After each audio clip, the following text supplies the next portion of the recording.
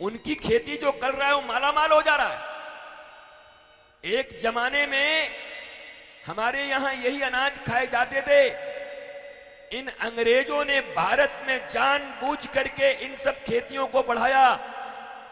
गेहूं में तो ग्लूटेन भरा हुआ है, ग्लूटेन तुम्हारे आंत में ही चिपकते चिपकते चिपकते एक न एक दिन तो तुमको बीमार होना ही होना।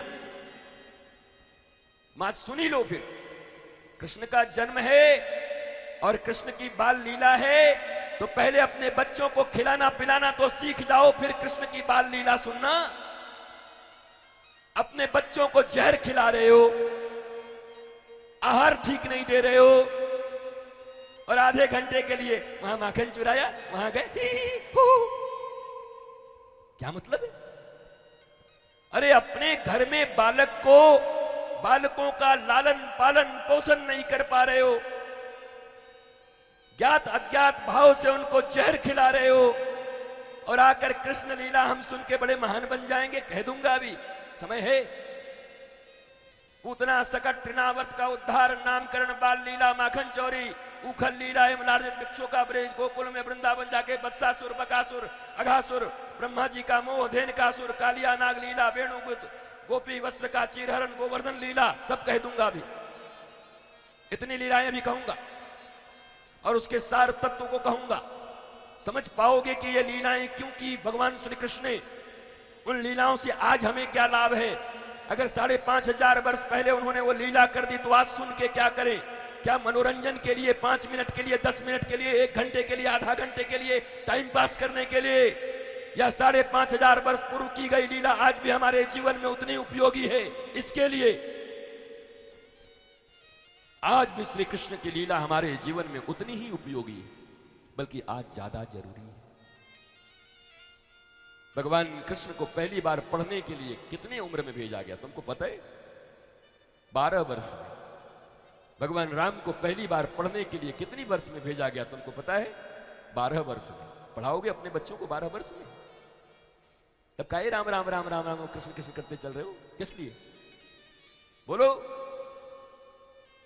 पढ़ाओगे? 2.5 वर्ष में गधों की तरह पीठ पर मोटे मोटे बस्ते टांग करके बच्चों को भेज भेज के, और जो ज्ञान दिलवा रहे हो, ये 15, 16, 17 साल आते आते तक तो टेंशन का पूरा टायर और ट्यूब बन जा रहा है बच्चा। जिसको देखो वही टेंशन टेंशन टेंशन। आप ही लोग तो आते हो, जब अकेले में मिलते हो तो कहते हो महाराज जी हमारी बेटी बड़ी क्रोधी है, हमारा बेटा बड़ा क्रोध में रहता है, हमारा बेटा पहले अच्छा था अब दिन भर सोचता रहता है, पता नहीं उसको क्या टेंशन है, क्या डिप्रेशन है। तुम पैदा क्यों डिप्रेशन? दे दो एक बार, उसके बाद तुमको वो बता देगा कि तुम्हारा बाप है कि दादा है। फोन लगाओगे ट्रन ट्रन, पहले तो उठाएगा नहीं, 1 मिनट उठा, हाँ बोलिए, वो ऐसा ऐसा। हर समय फोन मत किया कीजिए, पैसा लिया हूं, कोई आपका गुलाम नहीं हो गया हूं, दे देंगे समय आने पर। अभी अब कब देगा? दे।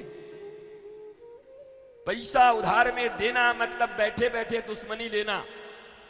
सुनो भागवत सुनने वालों, भले 2-4 लोगों का मदद रुक जाए तो रुक जाए, पर दुश्मनी लेने को तैयार हो तभी उधार इत्यादि दिया करना, नहीं तो 90% लोग, 90%, अब भारत में ज्यादा है, कम से कम इस मामले में विदेशों में कम है, वो व्यवहारिक बड़े पक्के हैं।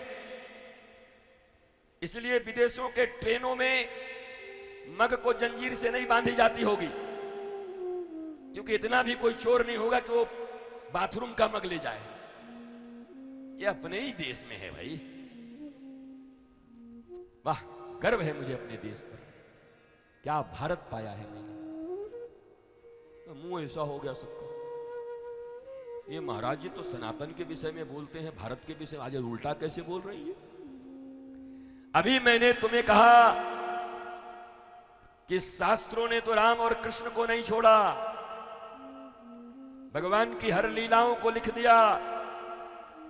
तो मनुष्य को अपनी ऊंचाई और अपनी नीचाई दोनों को जानना चाहिए।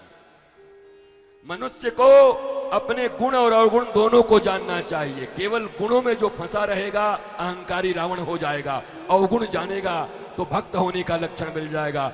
मौसम कौन कुटिल खल कामी, जिन तन दियो वा को बिसरानी, ऐसो नमक हरामी। सूरदास, सूरदास कहते हैं कि मैं नमक हराम हूं। बताओ, सूरदास नमक हराम है? सूरदास जैसा आदमी पैदा होगा इस पृथ्वी पर? ऐसे महात्मा आएंगे दोबारा? लेकिन वो भी कहते हैं कि मौसम कौन कुटिल खल कामी, जिन तन दियो वाको बिसरानी। हाय हाय मैं ऐसो नमक हरामी।